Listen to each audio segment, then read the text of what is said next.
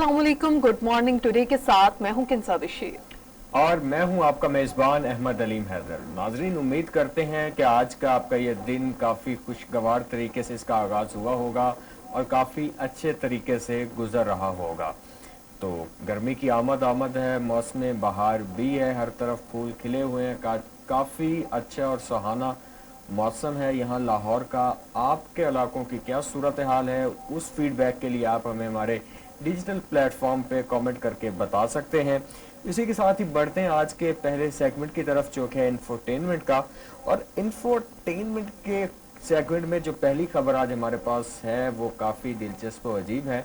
उमूमी तौर पर किन्स हम देखते हैं कि कभी किसी के साथ कोई मसला मसाइल होता है तो आप पुलिस को कॉल करते हो उनसे मदद लेने के लिए। यहाँ पे एक बड़ी दिलचस्प अजीब वाकया सामने आया है कि खाना ना बनाने पर पुलिस को बीवी की शिकायत करके तंग करने वाला शौहर गिरफ्तार। वाह जी वाह। कि बीवी के खाना ना बनाने पर शौहर ने हेल्पलाइन पे बार बार कॉल की और खुद गिरफ्तारी करा खुद लिया। गिरफ्तार हो गया। इसके पीछे स्टोरी क्या है, आइए नाज़रीन वो आपको जरा सुनाते हैं।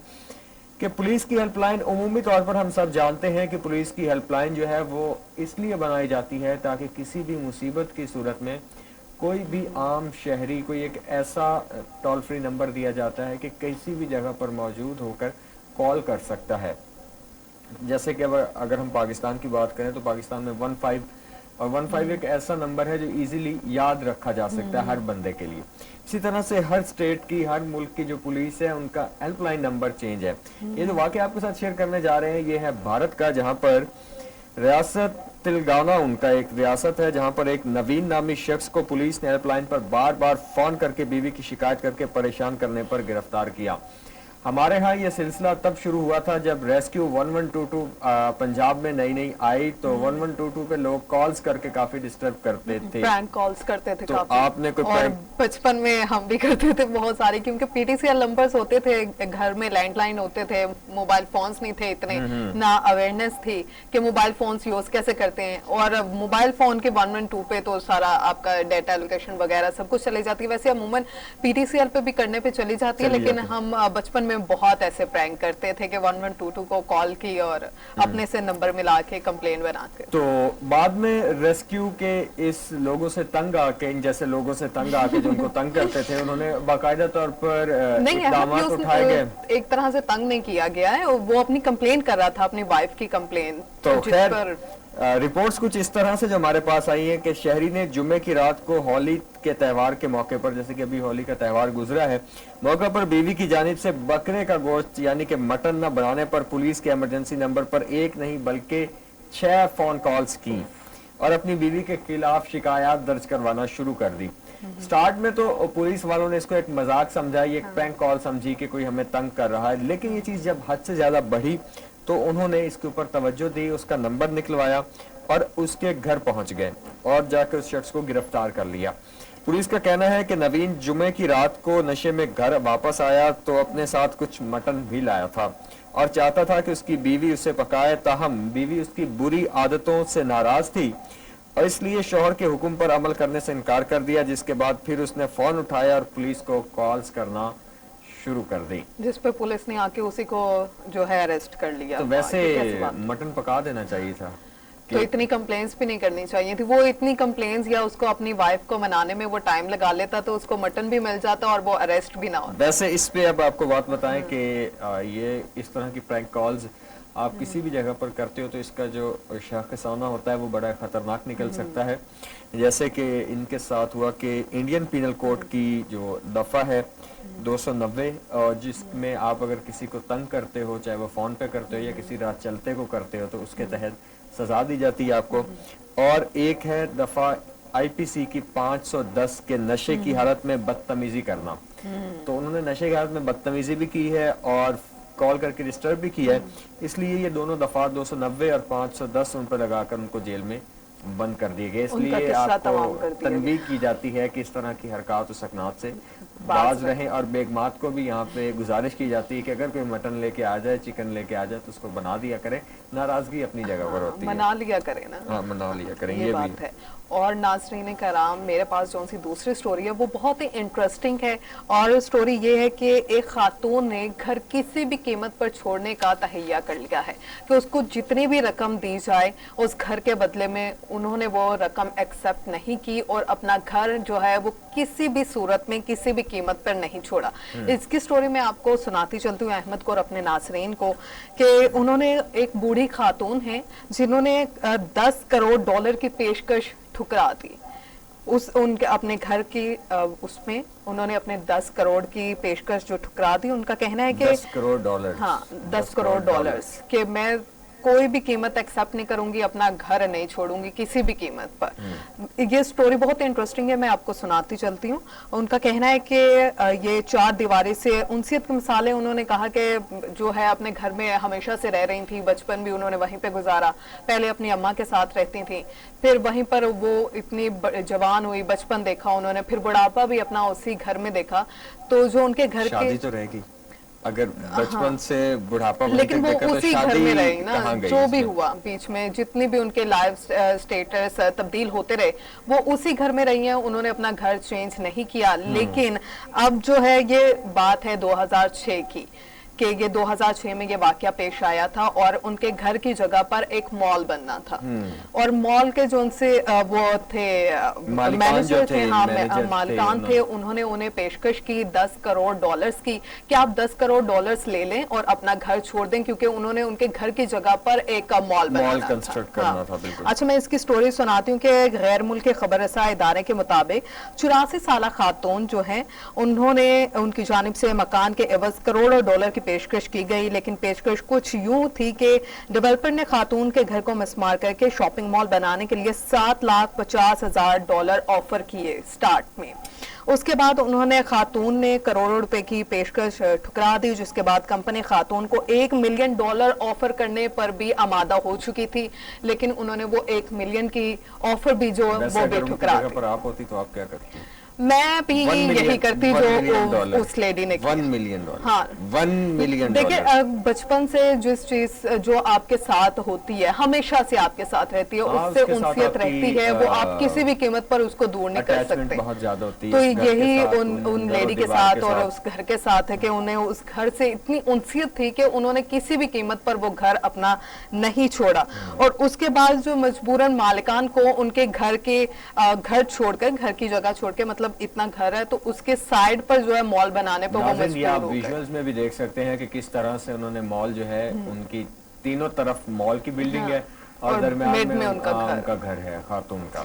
अच्छा, और इसकी मजीद आपको बताऊं कि मीडिया रिपोर्ट्स के मुताबिक कहा गया है कि वो खातून 1992 में ये घर $3,752 में खरीदा था उन्होंने। 1992 की ये बात है और वो तब से 2006 तक अभी रह रही थी और जहां पर वो अपनी वालदा के साथ रहती थी। फिर 2006 में ये उनको कंपनी की तरफ से ऑफर की गई थी कि आप अपना घर छोड़ दें। $1 मिलियन की उनको ऑफर भी की गई, लेकिन वो ऑफर भी उन्होंने ठुकरा दी और फिर वो वहीं उसी घर में रही और उनके घर के चारों तरफ जो मॉल बनाया गया और फिर 2008 में वो इंतकाल कर गई और अपना घर लेकिन उन्होंने किसी भी कीमत पर नहीं छोड़ा। हाँ, और मरते हुए उसी कंपनी के मैनेजर के नाम उन्होंने कर दिया था जो उनके दोस्त थे। तो खैर काफी दिलचस्प खबर है। आगे बढ़ते हैं, आपको बताते हैं कि हमारे यहाँ जब भी शादी होती है, हमारे यहाँ इस्लाम में तो इसका बड़ा स्ट्रॉन्ग कॉन्सेप्ट है हक महर का। लेकिन अगर आप वेस्ट में जाएं तो वहाँ पे हक महर को वो एक गिफ्ट की सूरत में वो लोग शादी के टाइम ही, शादी से पहले दिया जाता है। तो दूल्हे ने दुल्हन को हक महर में 300 गाय और 200 बैल दे दिए हैं। 200 बैल, 300 गाय और 200 बैल दिए हैं। तो ये अच्छा, ये रवायत आज के जमाने में भी चलती आ रही है? जी, ये आज है। हक महर तो जाहिर है कि ये एक शरई हक है, मुसलमानों में देना चाहिए।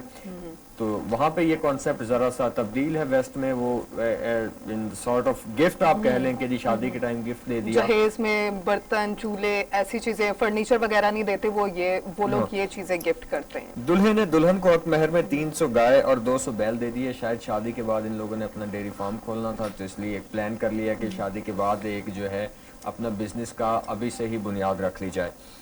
अफ्रीकी मुल्क सूडान में एक शख्स ने खातून से शादी करने के लिए हक महर में से 300 गाय और 200 बैल देने की पेशकश की, जो दुल्हन की जानिब से फौरन कबूल कर ली गई। अरब मीडिया के मुताबिक जनूबी सूडान से ताल्लुक रखने वाली नौजवान दुल्हन अशविल वाल ने के हक महर ने खाना जंगी का शिकार उस गरीब मुल्क में रिकॉर्ड तोड़ दिए हैं। वैसे ये जो अब तक भी बड़े पाए जाते हैं, ये रिवाज डनका और नॉर्थ समेत कई बड़े कबाइल में अब भी पाए जाते हैं।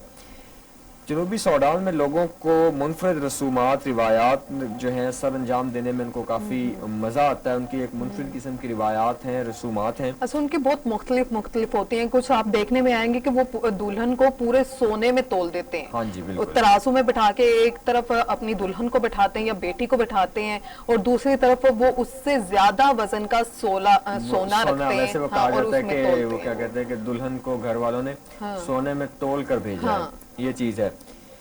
तो हक महर के तौर पर बड़ी तादाद में गाय पेश करना शामिल है। ऐसे रस्म रिवाज डनका और नॉर्थ समेत कई बड़े कबाइल में अब भी मजबूती से मौजूद है। वाज़े रहे कि इससे कबल जनूबी सूडान में ये रिकॉर्ड एक और नौजवान दुल्हन नया लॉन्ग का था, जिससे हक महर में 100 गाय और 6 सिलेंडर वाली एक गाड़ी मिली थी। 6 सिलेंडर एक कार उनको मिली थी, जीप कह लें, और उसके बाद 100। लेकिन अब ये रिकॉर्ड ब्रेक हुआ है, जहां पर 300 गाय और 200 बैल एक दुल्हन को हक महर में या गिफ्ट की सूरत में शादी के बाद वारे नहीं आ रहे हो गए उनके।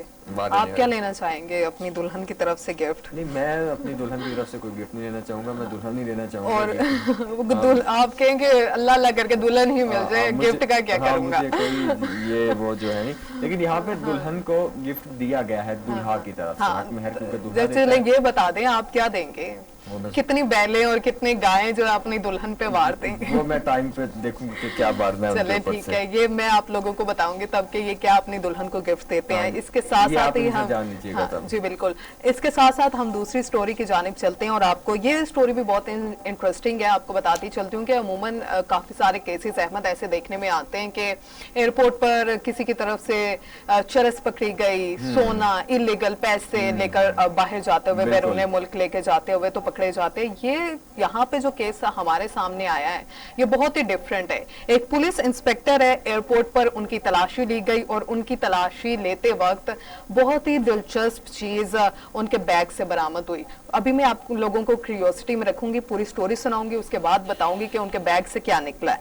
भारत में जयपुर एयरपोर्ट पर जब एक गवर्नमेंट ऑफिसर को तलाशी के लिए रोका गया तो उसके बैग से एक ऐसे मुनफरिद शय बरामद हुई जिसे देखकर सिक्योरिटी एहलकार सोच में पड़ गए। भारत में जयपुर एयरपोर्ट पर जब तलाशी ली गई है तो उसके दौरान एयरपोर्ट पर अक्सर अफराद की तलाशी के दौरान करेंसी या हेरोइन वगैरह, जैसे मैंने अभी आपको बताया कि निकलते हैं, मतलब कुछ ना कुछ इलीगल इलीगल निकलता है जो कि वो अब यूज्ड टू हो चुके होते हैं। हर किसी का भी लीगल नहीं निकलता। कुछ लोग बड़े अच्छे भी होते हैं जो सुकून से ट्रैवल कर रहे होते हैं, आ जा रहे होते हैं। कुछ लोग ऐसे शरीफ लोग होते हैं, कुछ ऐसे होते हैं जो शिद्दत पसंद, जिसके आप मतलब स्मगलर्स लगा लें या मुख्तलिफ किस्म की स्मगलिंग की कोशिश।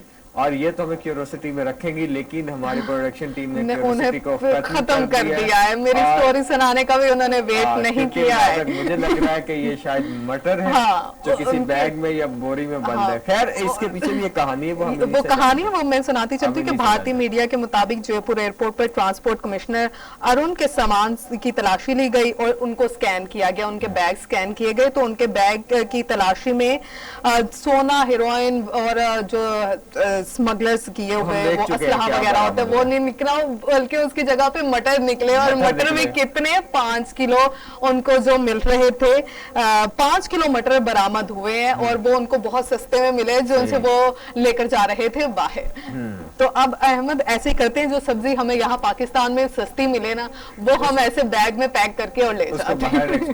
खैर, ये तो एक फनी सीन हो गया। होपफुली 40 रुपए किलो उनको, ये 5 किलो जो 40 रुपए फी किलो उनको मटर मिल रहे थे, तो उन्होंने कहा मैं 5 किलो ही क्यों ना ले जाऊं। तो आप देख सकते हैं कि कितना बड़ा बैग उन्होंने भरा। कितना दिन उन्होंने बाहर रहना था, क्या वैसे ये भी सोचने वाली बात है। मेरा ख्याल है कि वो जहाँ भी जा रहे थे वो पूरी फैमिली के लिए मटर ही लेकर जा रहे थे, शायद वहाँ पर नायाब हो या बहुत महंगे मिलते हैं। तो ये भी काफी एक मजे की चीज खैर सामने आई है। खैर व्यूअर्स, इसी के साथ ही बढ़ते हैं ब्रेक की तरफ। ब्रेक से वापस आगे चलेंगे हम अपने अगले सेगमेंट की तरफ।